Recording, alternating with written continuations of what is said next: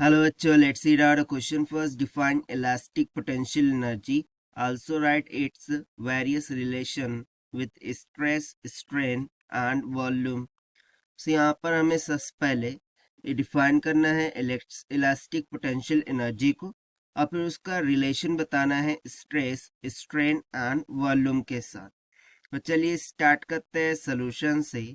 But before of it let's talk about the key concept which we are going to use here for this question. So यहाँ पर हम simple जो fundamental elastic force है उस equation के concept का use करेंगे कि F is equals to K into x होता है, जहाँ पर K spring constant and X displacement को इंडिकेट करता है। तो चलिए सबसे पहले हम यहाँ जानते हैं what is mean by elastic potential energy. So let's suppose कि मेरे पास एक स्प्रिंग है, ठीक है। इस तरीके से मेरे पास कोई एक स्प्रिंग है जिसका स्प्रिंग कांस्टेंट K के बराबर है।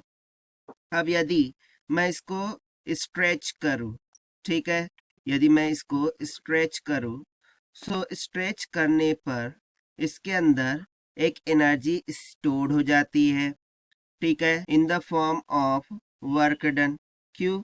क्योंकि हम क्या कर रहे हैं, इसे स्ट्रेच कर रहे हैं। दैट मीन्स टू से, सो बेसिकली हम यहाँ पर क्या कर रहे हैं, इसे स्ट्रेच कर रहे हैं। That means to say we are doing work done here for stretching the elastic material. So इस पर जो भी हम वर्क डन करते हैं फॉर इलास्टिंग इट, सो इलास्टिंग करने की वजह से इस मटेरियल में एक एनर्जी स्टोर हो जाती है और उसी एनर्जी को हम इलास्टिक पोटेंशियल एनर्जी कहते हैं। तो चलिए इसकी डेफिनेशन हम लिख लेते हैं कि the total work done in stretching the elastic material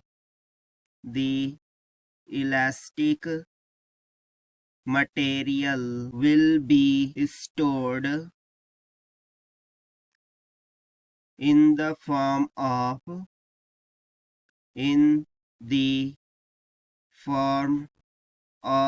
potential energy, in the form of potential energy.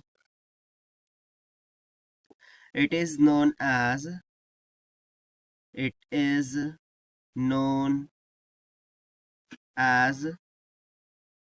elastic potential energy. Elastic potential energy, ठीक है। अब यदि हम बात करें इसके फॉर्मूले की, तो जैसा कि हमने यहाँ पर कहा कि जो भी हम टोटल वर्क डन कर रहे हैं स्ट्रेचिंग के लिए फॉर द इलास्टिक मटेरियल, यानी कि जो भी अमाउंट ऑफ वर्क डन होगा that will be equals to the elastic potential energy के, and that would be equals to क्या हो जाएगा, 1/2 इंटू में फोर्स इंटू डिस्प्लेसमेंट, क्योंकि वर्क डन क्या होता है, फोर्स इंटू डिस्प्लेसमेंट ही होता है, राइट। सो ये हो जाएगा 1/2 फोर्स इंटू डिस्प्लेसमेंट के equal. So U will be equals to 1/2 force क्या लग रही है F मल्टीप्लाई बाय डिस्प्लेसमेंट कितने का हुआ है, माना x के इक्वल हुआ है। So that would be equals to, ये क्या हो जाएगा। सो यदि मैं फॉर्मूले का यूज करते हुए, कंसेप्ट का यूज करते हुए देखूँ, so u will be equals to 1/2 F, यहाँ पर क्या हो जाएगा k इंटू एक्स इंटू में x।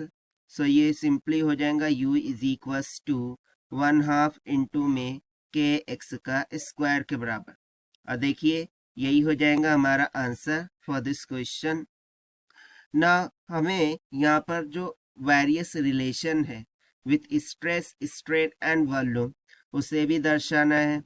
So basically we remember the formula of change in elastic potential energy, that is delta of u is equals to 1/2 multiply by क्या होता है, strain into stress into volume के equal होता है, right. यानी कि यदि मैं देखूं कि इसमें से कोई भी दो क्वांटिटीज यदि कांस्टेंट हो जाए, सो एक के इंक्रीज होने पर दूसरी क्वांटिटी क्या करेंगे, इंक्रीज करेंगे। दैट मीन्स टू से के जो इलास्टिक पोटेंशियल एनर्जी है, ठीक है ना, इलास्टिक पोटेंशियल एनर्जी ये डायरेक्टली प्रोपोर्शनल है किसके, स्ट्रेन के। Also it is directly proportional to stress. यदि स्ट्रेस इंक्रीज करेंगे तो पोटेंशियल एनर्जी भी इंक्रीज कर जाएंगी, डिक्रीज करेंगे तो डिक्रीज कर जाएंगी।